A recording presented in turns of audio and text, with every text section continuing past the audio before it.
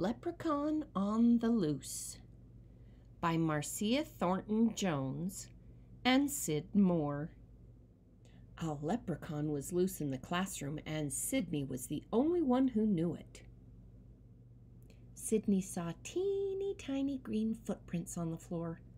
He followed them to the table where Mrs. Yoder had cupcakes for their St. Patrick's Day party. Sidney peeked inside the box. All the green icing had been licked off the cupcakes. Sidney set out to find that leprechaun. It was plain bad luck when he stepped on his own shoelace. Oof, whoosh, splat! Sidney fell right on the table. "Sidney ruined our party snack," Della Puddington told everyone when Mrs. Yoder threw away the squished box. "I didn't do it," Sidney said. "It was the leprechaun."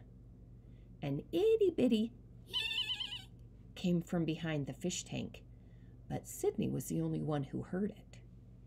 During reading time, Sidney noticed something was wrong with the fish. He sneaked to the back of the room and looked into the tank. The leprechaun was swimming the backstroke, and the fish definitely were not happy. Sidney dove after the leprechaun. Plop, kerplunk, sploosh! Water soaked the table. "Sidney ruined our decorations!" Della cried when Mrs. Yoder threw away the soggy paper shamrocks.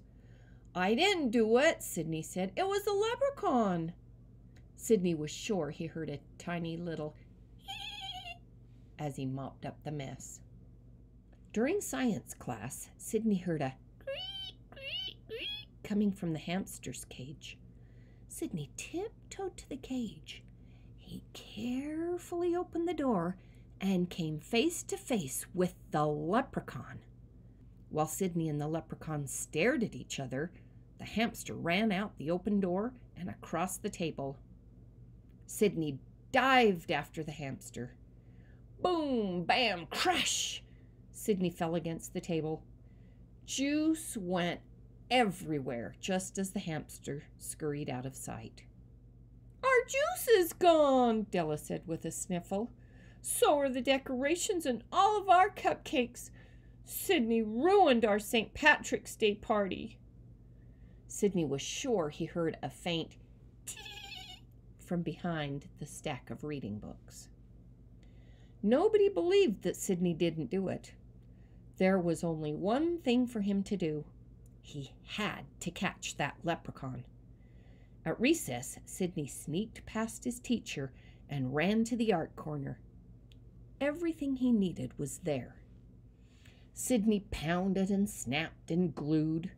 "Perfect," he said when he finished his leprechaun trap. Then he hurried into the lunchroom and looked through the lunch trays until he found a stinky tidbit of corned beef. Sidney carefully reached inside his leprechaun trap with the bait. Just then his foot knocked into the back of the trap. Swish, clang, zing! Sidney was caught inside. He heard the tippity-tap, tippity of itty-bitty boots. "I do believe I've caught me a boy, that I have," said the leprechaun with a grin. "Let me out," Sidney begged. The tiny man scratched under his tall green hat. "Now, why should I be wanting to do a thing such as that?" Sidney thought fast. "Come closer and I'll tell you a secret," he said. "Secret? I love secrets," said the leprechaun as he inched forward. That's when Sidney made his move. He reached out and tickled the leprechaun right under the chin. "Ha! Hee-ho!" The leprechaun fell down and hit the trap door. The door flew open. Sidney rolled out and pushed the leprechaun inside. Swish, clang, zing! "I've got you!" Sidney yelled. "Now I can prove that you ruined the party, not me." "Party?" said the little man. "I'll make you a deal. Let me go and I'll save the party. Then I'll be gone and you'll never see me again." "How can a leprechaun save our party?" Sidney asked. "With me treasure, of course." Should he keep the leprechaun and prove he didn't ruin everything? Sidney wondered. Or should he let the leprechaun go and save the party for all his friends? Sidney was running out of time. His class was right outside the door. He had to decide. "Quick, tell me where your treasure is," Sidney said.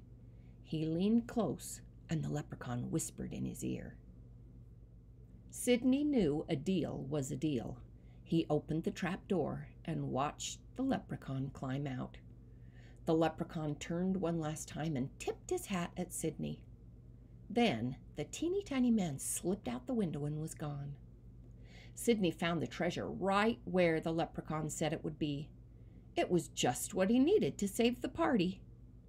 The class cheered. Even Della Puddington smiled at Sidney. Mrs. Yoder wasn't mad at him anymore, even if she didn't quite believe where Sidney got the party supplies.